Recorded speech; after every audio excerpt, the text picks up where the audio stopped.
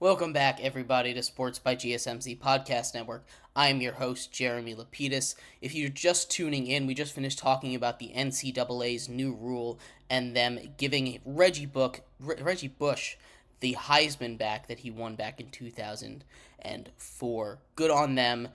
Hear all about that in the first segment. In segment number 2, we're going to break down some of the NBA playoff action from last night, including a thrilling game in LA between the Mavericks and the Clippers, as well as a 180 of the first game between the Pacers and the Bucks, and continued dominance from Minnesota. But before we get into all of that, remember, like an even bigger part of the show, all you do is gsmcpodcast.net. Leave a tip or donation at the link that is on the screen currently. Appreciate anything that you give. If you do leave a message with your donation, we will take a look at what you say on the bottom screen. But all you do is leave a donation if you talk on this show. Appreciate anything you do give. Again, leave a donation podcast.net. But like I said, here we're going to do a little bit of playoff review. Break down the 3 games from last night. The 3 games, 2 have been evened up at 1 apiece, and the Timberwolves extend their lead in the series to 2-0, heading to Phoenix. So we're heading back to home court for the Phoenix Suns. Excuse me. For the first in this, we have in that game just dominance from Jaden McDaniels. He just lockdown defender, and this is what it's going to be. It's defense versus offense, and Devin Booker, Bradley Beal, Kevin Durant.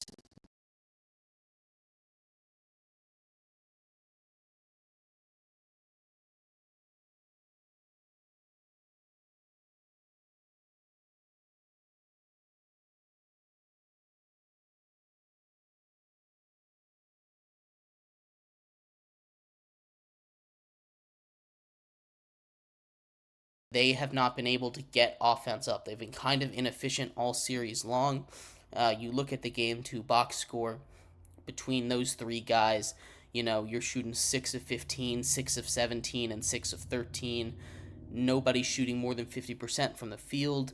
It's not a recipe for success. They've been clamped all day long by Jaden McDaniels, who had just an incredible game. 25 points for the Minnesota Timberwolves. 41 minutes. The only player to go over 40 minutes in the for the Suns. Excuse me, for the Timberwolves. He's the only one to go over 40 minutes. He was just lockdown on defense. He had a huge game in a game where Anthony Edwards didn't have that great a game. They were still able to get scoring from all around. When you have all 5 of your starting 5 in double digits, along with one off the bench hitting double digits, it's a recipe for success, especially with that defense. The defense was great, and really the starting lineup just dominated. All of them are plus. Their plus minus is in the double digits.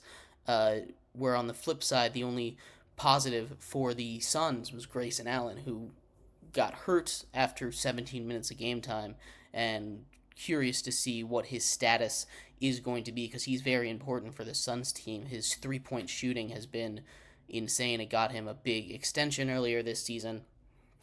But the Minnesota Timberwolves just continue to dominate, even without having a big game from Ant.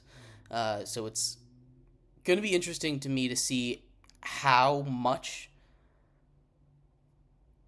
home court is going to affect the Suns, because I don't think it was that big of a difference between Minnesota home court and how they were playing. They got their butts handed to them back-to-back games, double-digit losses that weren't even looking that close.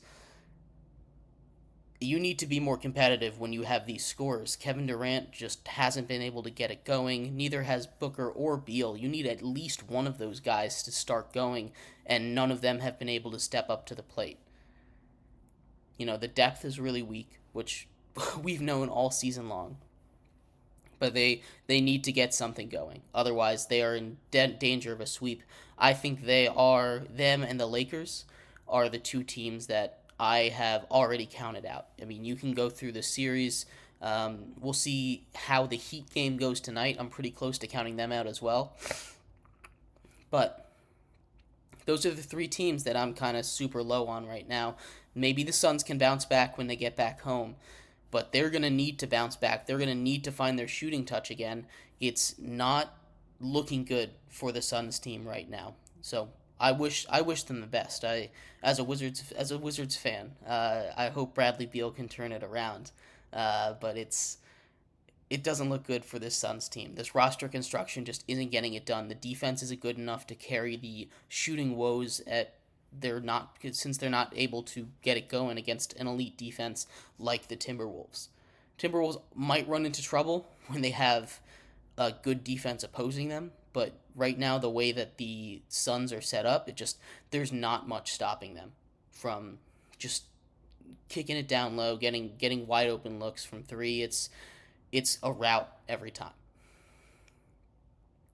Closer games, at least this last one between the Mavericks and the Clippers, 3-point game. Luka hits a dagger three at the end of the game. You get Kawhi Leonard back, and it kind of shifts the momentum that they had. It was only one game, but they dominated in that one game.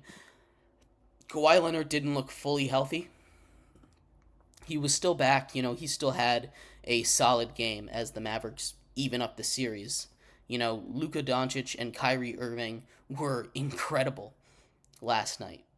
Both of them put up 23. They put up 23 and 32 respectively.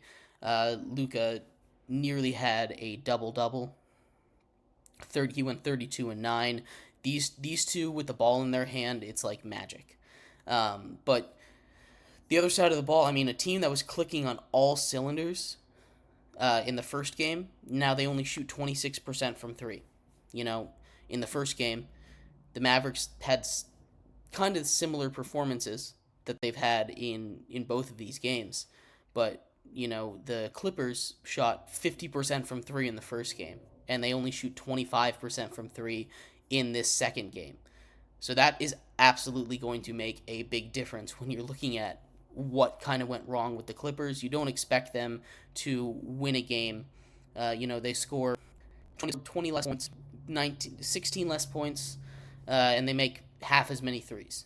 So the math kind of adds up there for what happened. I don't think it was really much they did wrong. They still played a good game. There wasn't anything specifically that they did wrong. The Mavericks, they made their shots today. They put up very similar performances in both games. But when the Clippers are shooting 26% from three as opposed to 50%, you're going to see a 20-point difference, and that's what the difference was between these two games. I think this is going to be a really tightly contested series because it's going to be tough to stop Luka. Luka is one of those players that he can just score at will. He can score whenever he wants. He can put up any shot he wants, and it's going to go in more times than it won't. Kyrie with the ball in his hands, he's one of the best shot creators, space creators of all time. His ability just to get to the open space, dribble around you, find the open guy.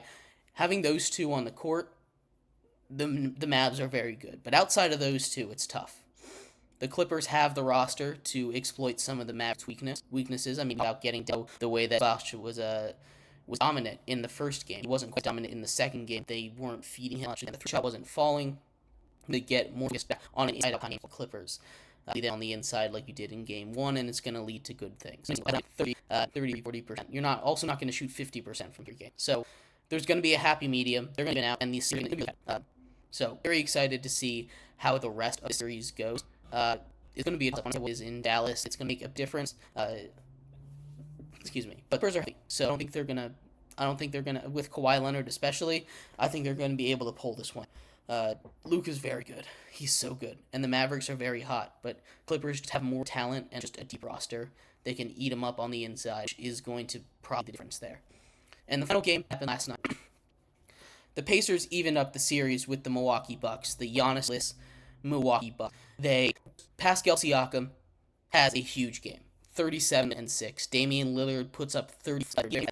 I've been very focused on slowing down Tyrese Halliburton, and they have, at least scoring-wise. He puts up 12 points, 12 assists, which is a very good game. especially assist numbers wise. He's able to pass the ball off, and he's able to trust his teammates like a Pascal Siakam, like a Miles Turner, who both go for 20 plus points.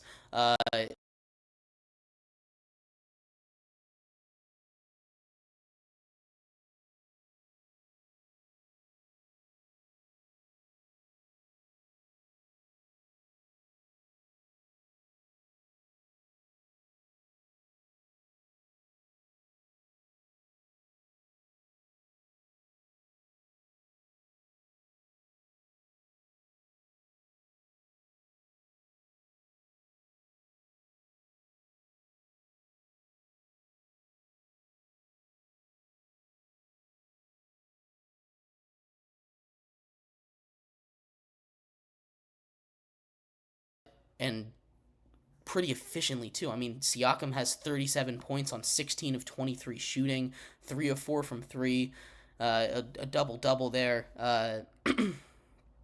It helps when the shots are falling.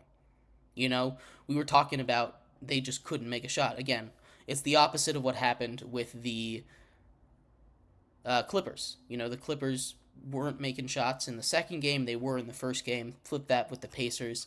Damian Lillard, like I said, he had a good game. It wasn't quite as good as his first half of the first game.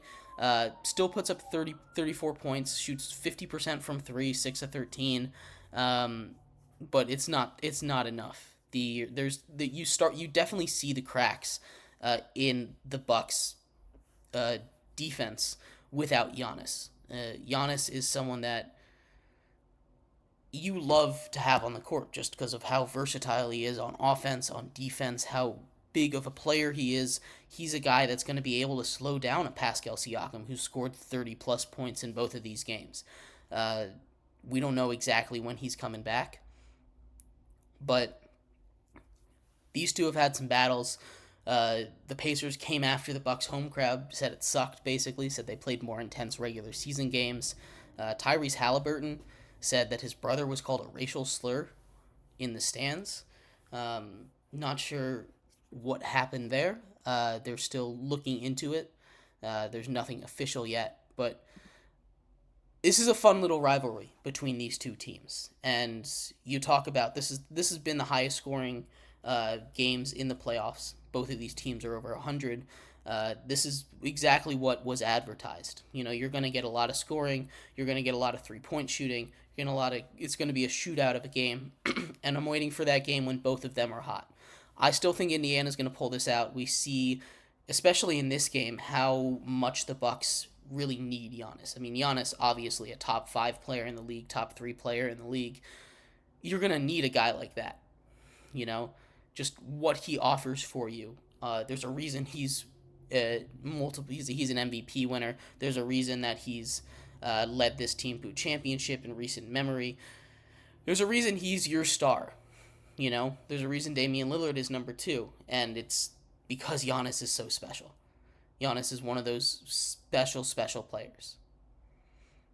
But we'll see what happens in the rest of the series. I'm very excited for how the series is going to play out. So we'll take a look at all of that and more. But coming up in our next segment, we are going to take a look at the Lions extensions. The Lions extended multiple players in the last couple hours. Huge pieces of their offense as they look to continue their magical run from last season as the draft is right around the corner. So stick around for that. We'll be right back on Sports by GSMC Podcast Network.